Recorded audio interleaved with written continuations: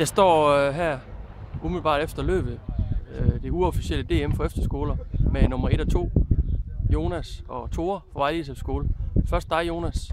Du vandt jo løbet. Hvordan forløb det derude?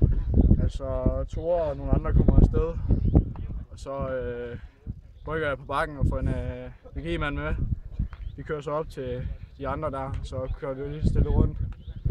Så ude på bakken rykker jeg igen næste omgang og får hul, og så lige pludselig kommer Tore op, som er meget stærkt kørende i dag. Og så ender det bare en spurt, og så slår jeg Tore. Ja. Er det også sådan, du oplever det, Tore? Ja, nu kører du jo lidt mere væk fra, men vi kommer afsted 3 mand, og så med halvanden omgang igen. Der rykker Nordahl, og så er der en BG-mand, der kører efter, og så kører jeg med ham. Så da han slår ud, så kører jeg så væk fra ham op til Nordahl.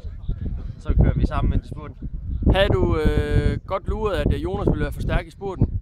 Nej, jeg vidste godt, at han var god i en spurt, og han rykker faktisk ud på bakken, og så tænker jeg, at jeg bliver bare liggende. Men, så da jeg åbner, så kommer han sgu igen.